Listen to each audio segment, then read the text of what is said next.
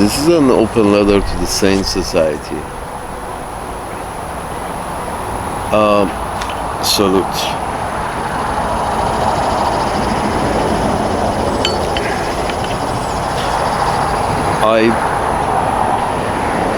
After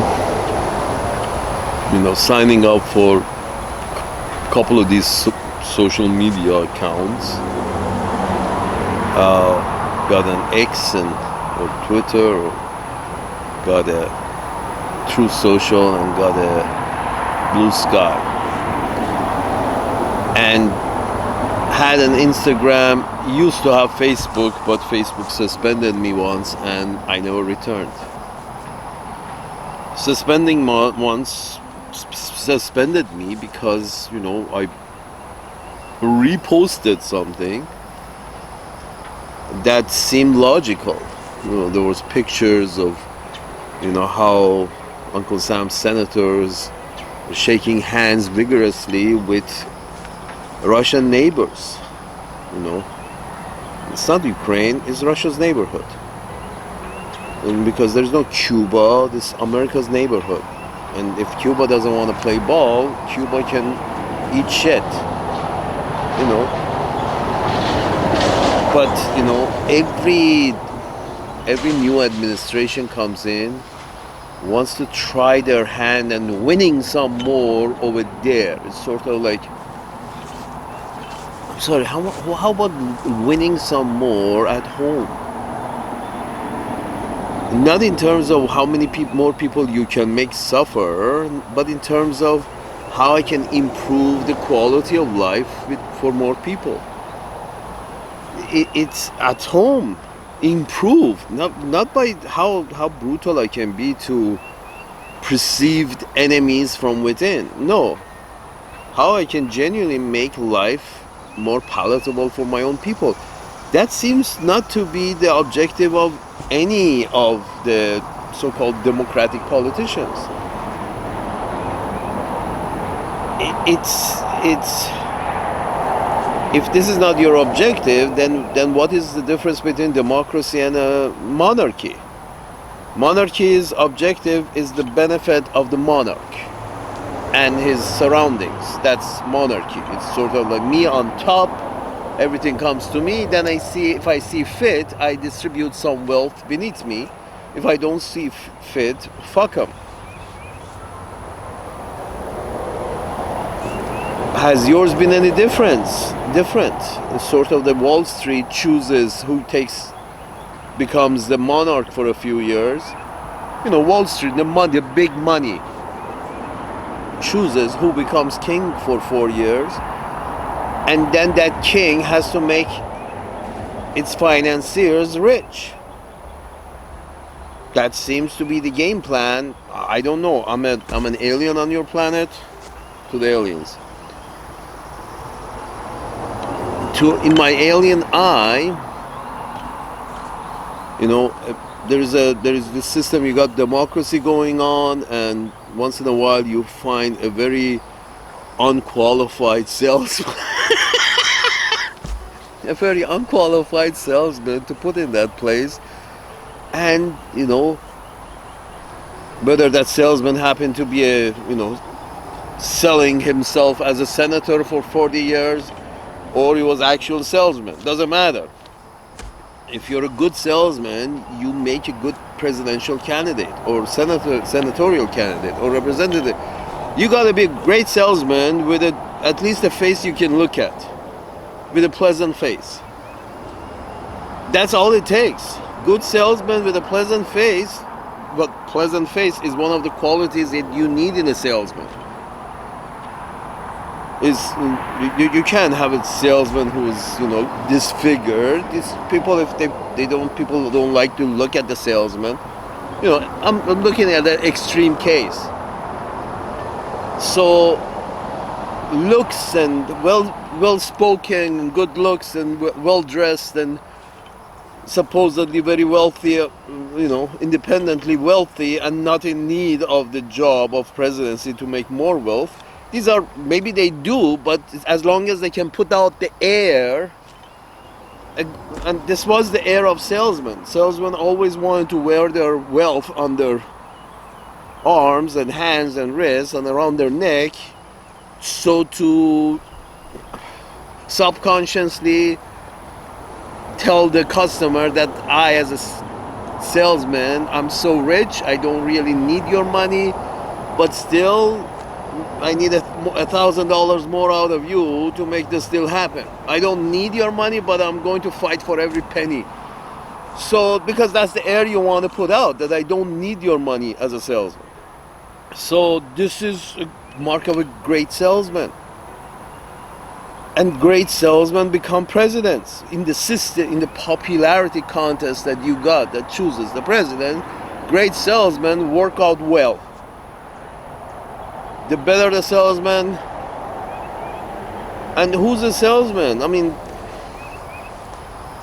how many salesmen you want me to show you who the only real knowledge they have in their life is of their trade, that is sales. That's the only real knowledge they have. Many, I can show you, you can almost say most salesmen. 98% of salesmen, all the knowledge they have is about sales, because once you get into sales, you know, and you do well, why go anywhere else besides where you're doing well? So you continue selling from this, then you graduate to selling that, and then you graduate selling the other. If you enjoy the interaction, and if you enjoy, you know, fighting for every penny. Although at the same time implying that you don't need their money because you're independently wealthy. My point is this: every 4 years, 5 years, you guys choose a salesman, a great salesman, a great presenter, a great salesman. And then, or Democrats, and then you question why things go wrong. Why things have been going wrong? Because the last time you actually your system allowed people of worth rise to the top, that system was demolished. You know, like, you know, I guess I can say after World War II at least, and during World War II, before the start of World War II, you have to be absolutely incompetent to start World War II. So you can go to the last few presidents and senates and houses in Europe, House of Representatives in Europe and North America, you go back to that and you see exactly the incompetence that led up to World War II.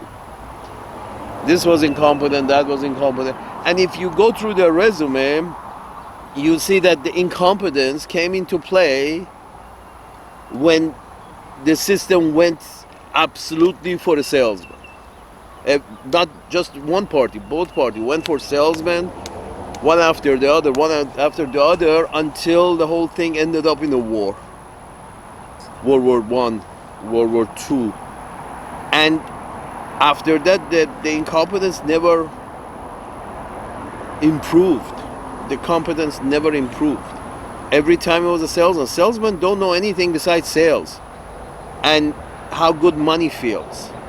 That's the whole knowledge of salesmen about life. And if the problem is when you put somebody who doesn't know much in charge, that person doesn't like people who know more than him or her.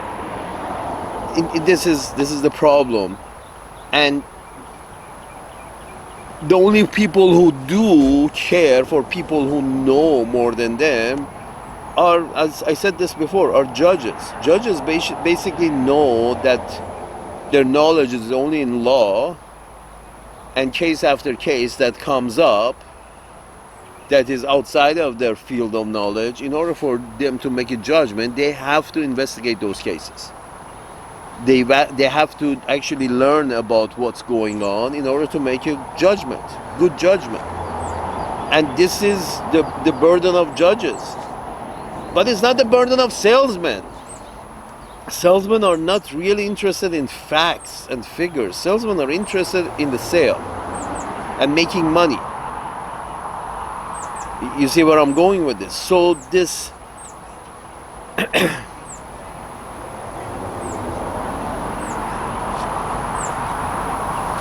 and then you see that the social medias that are associated with these salesmen suddenly become a one-sided social media. Because which salesman do you know who likes to advertise somebody else's product in their showroom? Who else? I mean, what kind of other business? I mean, how many salesmen do you know that they are interested in advertising somebody else's product right next to theirs, unless they have the ability to put down the other's product.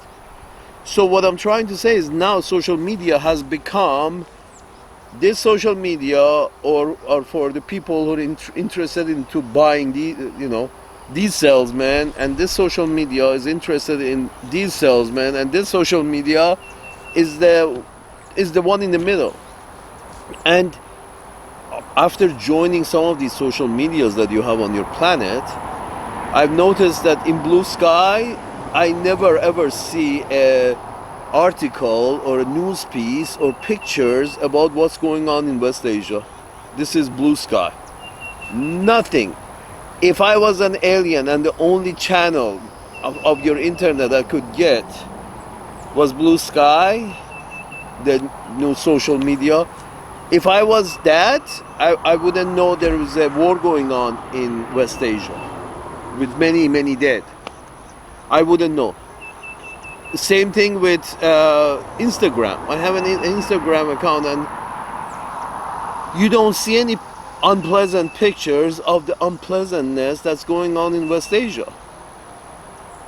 You see it in really, outside the box websites, but since they're pictures and they're stories and what's happening, there must be true, because many are reporting it, except these officially recognized social medias that are connected to these parties. So on Truth Social, you don't get anything about the shit show in West Asia. On Facebook, you don't get anything about the shit show in West Asia. On Instagram, you don't get anything about the shit show in West Asia. On Blue Sky, you don't get any. On Blue Sky, the only thing I'm getting is basically some people with some sexual oddities, putting up, self-advertisement, their own pictures, and then see some people. Apparently, the algorithm has recognized that I draw, so they put up anime drawings for me, as if as long as you draw, why don't you draw some anime with no message at all, with nothing, with no soul in it? Draw anime. So, which means nothing and doesn't bother the establishment. Who's the establishment? Apparently for Blue Sky, the establishment is the Democratic Party. And I've noticed that, NPR stopped speaking to people on Twitter for a very long time. I think their account is still frozen. Basically, NPR has decided that why are all these people talking? We are the only one who should be talking. Why are all these people talking or allowed to talk in their comments things that are not pleasant to us? Wow. So NPR is telling the people that no, we don't want to hear back from you. We need to be the only speakers here, and whatever you say should be covered up. You can say that, you can do that. However, this is the problem. If you don't like to hear others will think that it's a good way that they also have the right not to hear you. Absolutely. Here's the thing, NPR. When you freeze your Twitter account, or basically collectively in NPR, all the heads, they put their heads together and they come up with the idea that nobody should frequent Twitter because Twitter is allowing people who don't agree with us to talk. What kind of message you're sending to them? You're sending that the moment you don't, you don't agree with everything that you hear, you also should go and open up your own social media. By suspending Trump, the first time Twitter, by suspending Mr. Trump, President Trump, the first time Twitter did that is sort of like, nope. If he's wrong, you have to come and communicate with him and show him where he's wrong. You can't sit back and say, oh no, you're out because you're wrong. Then the next time they get into power, they say, no, you're out because you're wrong. And we don't see the need to have a conversation with you. You can't say only we have the right not to refuse a conversation with you. No, once you take that stance that not having a conversation with people you don't agree with, once you go down that way, then the society becomes fractured because the other side also realizes that they really don't need to communicate with you either. And surprise, surprise, this is your foreign policy. We don't need to communicate with the Palestinians. Anybody they send out as a leader, we shoot them. We explode them. Anybody we send out as leader, we're going to explode them and then start killing the rest. This is your foreign policy. This is NPR's foreign policy. I'm sorry, but this is the results of salesmen getting into power from either party and not really knowing what they're doing. Trying to treat leadership of a tribe as a business. Both Clintons did it, Obama, everybody doesn't see a leadership of a tribe, but ownership of a business.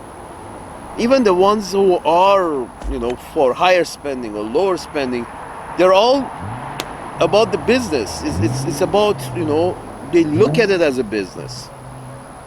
So they all, if they're rich, they all agree, mostly agree that the food stamps for the poor should be cut in half because they're not poor. I mean, salesmen, who does that? Salesmen. Why? Because salesmen cannot see farther from the tip of their nose. They can only see here. Salesmen see here. Money right in front of their eyes. This is what salesmen see.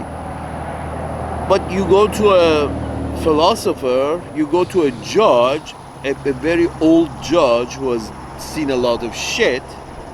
You go to an old judge, you know he's not seeing only the tip of his nose, he's seeing way farther down because an old judge has come across so many cases and so many new shit that he had to tangle with and make a good judgment on, that judges would, let me put it this way, if you had old judges, very thoroughly inspected judges with well-known personal and public lives, if you had those old judges as presidents, I can assure you the quality of your people's life would go higher. A lot more sane decisions will be made, because the first thing about a judge is that he's going to be seeking a lot of advice, because he knows he's not God, he's not a genius, because he's seen so many shit in this world as a judge, that the first thing a judge would admit to you is that no, I need to know a lot more about this matter to make a decision. That's the quality of a judge. No fast decisions. What is the quality of salesman? Fast decisions. The salesman wants you to sign right there. Make the deal right there. The salesman doesn't want you to go think about it. Neither does the salesman. Salesmen themselves, make very poor buyers, salesmen themselves, because it's not about thinking deeply about anything and making a decision. Salesman wants you to make a decision fast, and he himself is of that mentality who makes decisions fast. End of story. So you keep choosing salesmen as in for your representatives, you choose salesmen for your senators. Okay, maybe that's understandable, but at least the president has to be somebody who's not a salesman, who doesn't enjoy making fast decisions, who understands that making fast decisions is usually making bad decisions. So you need a judge who understands the value of simmering, thinking about something, simmering about a matter, and coming up with a reasonable solution that you're pretty sure is acceptable by all sides. But that's not what salesmen do. A decision that is acceptable by both sides, fuck them. You want to make as much money out of them as possible. Acceptable, they have to sign where I show them to sign. Are you fucking kidding me? Salute.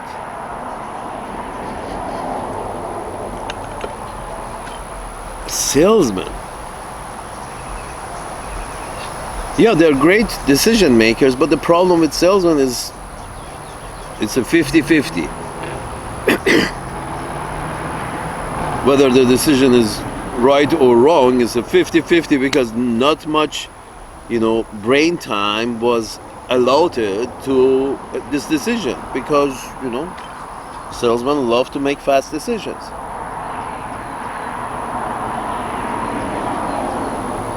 Is that a quality you want in your leadership? Maybe your Senate or the House, but at least the presidency, you don't want that. You want a deliberate president, somebody who simmers over things. But this is not what you're getting, because you go about electing a chief executive officer in a very populist fashion. Okay, here's another solution. To qualify to run for a presidency from either party, you have to be a justice of the Supreme Court. So basically, you close the loop of who can be a president, and then you scrutinize the whole scrutiny of their personal and public life before they get promoted multiple times through the justice system. You increase that scrutiny to make sure anybody who reaches the Supreme Court is clean life, clean mind, clean hands, and then you tell the people, okay, choose from these guys. One of these Supreme Court justices, choose one of them and whoever, gets the most vote, great. They probably had a nice face too. And in that case, you also increase your chances of having a woman as a president, because the women who reach the Supreme Court also are of some integrity, because they have been able to rise through the ranks through some merit, and also keeping a clean life, a healthy life. None of them have hopefully none of them have any felonies on their records, or else they wouldn't have reached the Supreme Court status. So for one thing, they're not antisocial. How many salesmen do you want me to show you who are antisocial? How many salesmen do you want me to show you who are antisocial?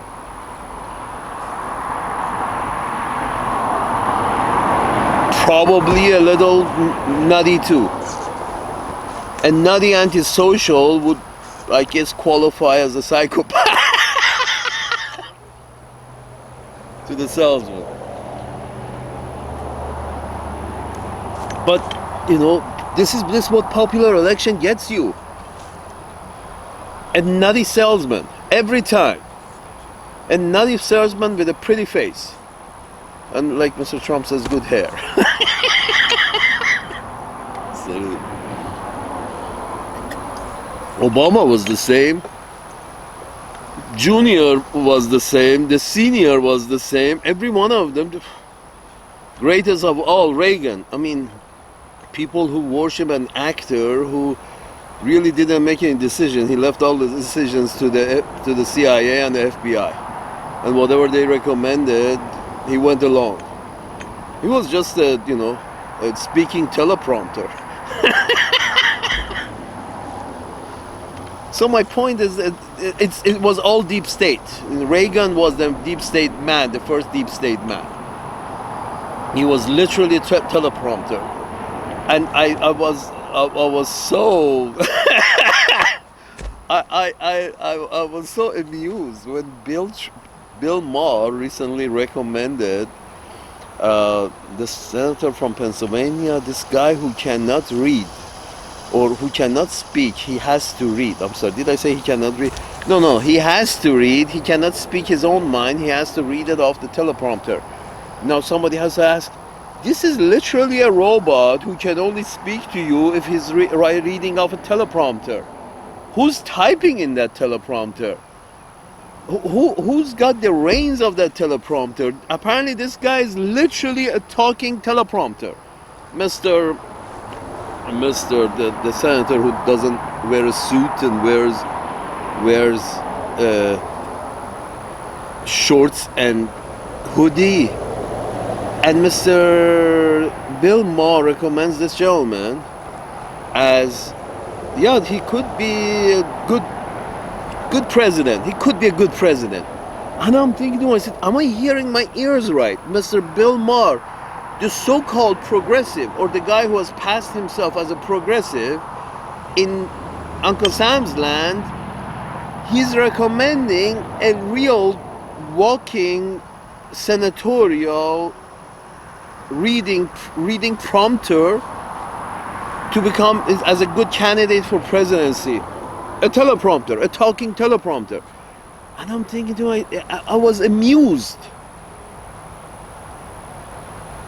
You really have gone to, okay, let's make the big boy, let the big boys in the back make all the decisions, and then they type their decision into this teleprompter, and this guy in the front reads. And Mr. Bill Maher is actually advocating for that. How much of a deep state can you be if you are okay with the walking Mr. Bill Maher, why not go with somebody who has shown good judgment? And no, none of these have shown good judgment in their life. They're all salesmen with a lot of help from other salesmen who have made their money through other sales. A salesman from Las Vegas gives his money to a salesman from Los Angeles, from California, to run for presidency. And the salesman from Manhattan gives money to a salesman from Arkansas to run for presidency. This is all salesmen choosing your way of life. And surprise, surprise, the only thing that counts for the salesman is money. Here's what I'm trying to say. I was just reading one of Gore Vidal's books. I recommend anybody, if whatever you see of Gore Vidal, please read. It's worth reading. Gore Vidal. So this gentleman, at some point in his life, he realized that nobody's buying common sense in North America anymore. And he packed his bag, and they weren't buying common sense, and he packed his bag and he went and lived for the rest of his life in Europe, on top of a fucking mountain. Now, who was he? He was a guy who had made it in Uncle Sam's land. He was from a well-known family. He was from old money, well-known family. He was from, in contact with upper crust of the society. He had all of this. He had association because he had kinship with the upper crust of society. The Kennedys supposedly, and the Jackie Onassis supposedly, and Al Gore, and some other handful of these blue chip families. Gore Vidal was part of these people, had contact with them, had association with them, was from old money, himself a well-known family. His grandfather was a senator. My point is this, that this guy who knows what is the problem and knows what is the solution 99% of the time with regards to geopolitics, has absolutely zero chance of becoming a representative or winning anything, because he wasn't really a good salesman. Because usually very intelligent people, or people who spend a lot of time not with people but with books.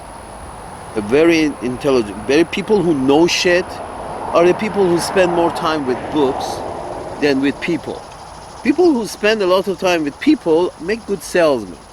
Not knowledgeable, just good salesmen. People who spend a lot of time with book as opposed to people, if people would spend a lot of time with books, they make knowledgeable people. And if you find these knowledgeable people and you put them in position of power, you can be assured that,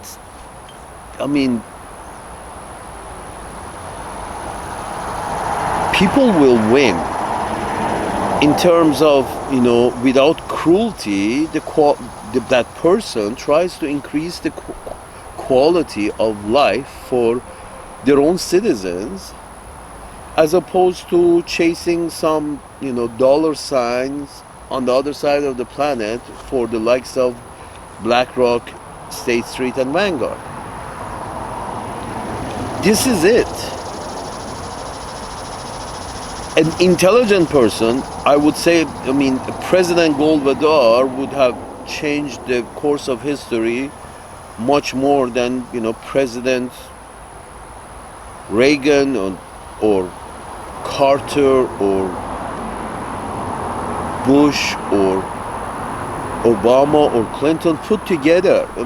One president that is a real thinker changes the course of the whole fucking thing, changes the course of history. A real thinker.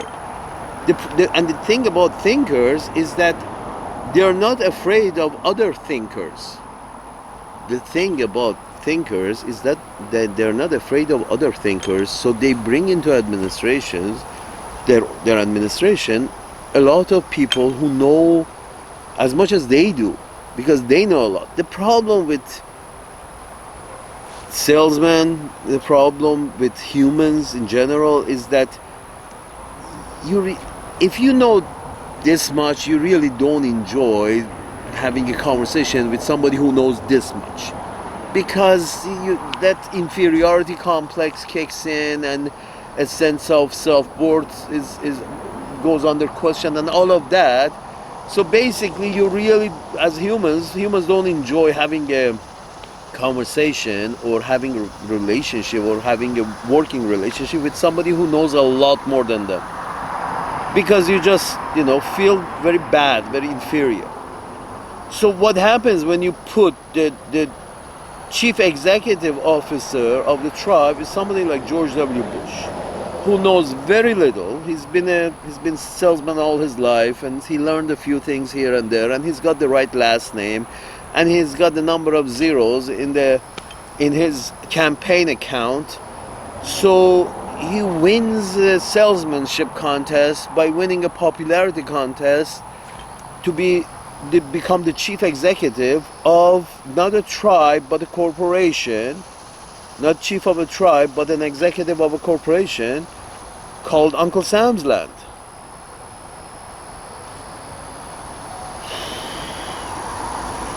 Imagine, instead of George W. Bush,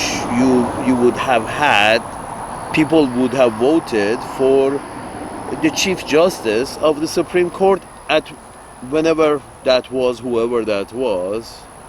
So imagine instead of Bush, you get a Chief Justice becoming the president, or people vote for anybody who's a member of Supreme Court, and whoever brings in the most votes becomes the Chief Executive Officer. Imagine the continuity that the government will feel if every time they get a new chief executive, they know is of high quality, because before that person becoming a chief executive of the land, in Uncle Sam's land, before he becoming chief executive, he was a Supreme Court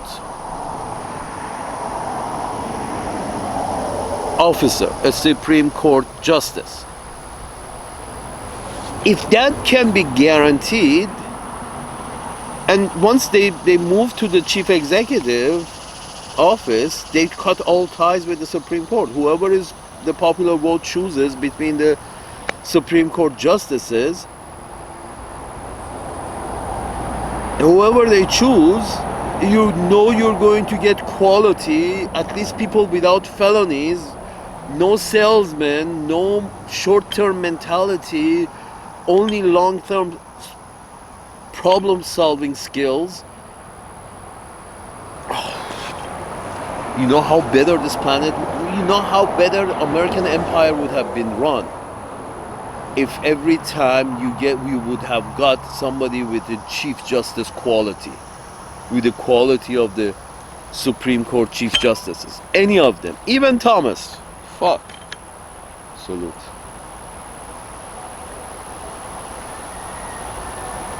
For fuck's sakes, Justice Thomas is even Justice Thomas is better than Bush, Clinton, Reagan put together. Even Justice Thomas. Just the fact that he understands that he listens a lot. He has learned a lot. He understands that he has to listen a lot. Instead of talking, listening. Do you know any salesman whose motto is, I like to listen?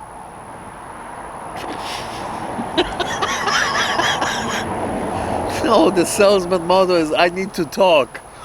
And surprise, surprise, your popularly chosen leaders also just talk a lot, talk non-stop about nonsense. And you know, the people who are customers of these salesmen, they don't know any better because their educational system hasn't improved for decades. It's called a vicious circle. Salute.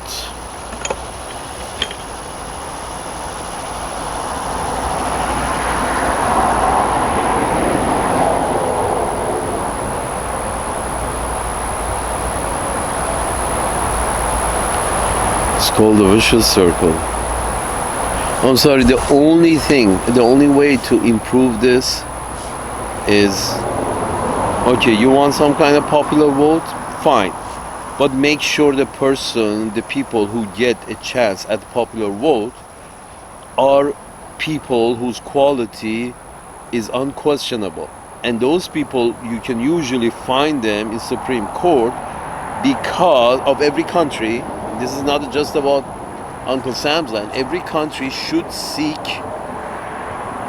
when they want to choose allow people to vote for an executive officer of the land, they should only look at the candidates who were currently serving in their Supreme Courts. Because at least you know the guy is intelligent, well-read, understands that they have to listen, always willing to learn and listen. At least they have these qualities. That's how they reach Supreme Court. They like to read. Well, if you don't like to read, how good of a decision makers can you fucking be if you don't like to read? Now, I'm sorry, dyslexic people, you're out of the job because, you know, you can't be a dyslexic and Supreme Court justice either. again, because that's the main form of exchanging information on your planet. It's called reading. How can you have chief executive officers who don't like reading? How can you go? What sane decisions you think such a chief executive officer would make if they don't like reading? You know who likes reading? People in the Supreme Court, justices in general. They have to. It's part of their job. They volunteer to be a judge because they like to sit and read and learn about new things every day, day in, day out.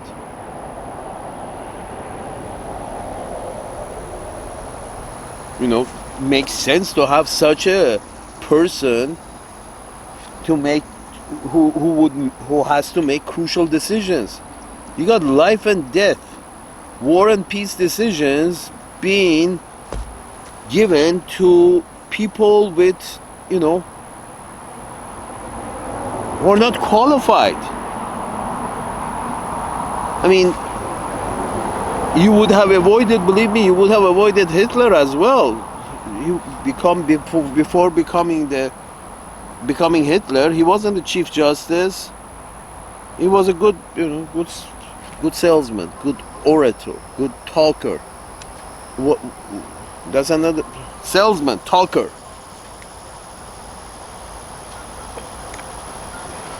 I'm sorry, popular vote, fine, but candidates should not be elected by parties. You want good candidate for chief executive position in your country? Look at your Supreme Court, and hopefully these fucking people who have reached Supreme Court have been well checked. Their personal public lives have been well scrutinized before they reach Supreme Court. Once they reach it, at least the guy is sane, clean, logical, willing to read, willing to learn.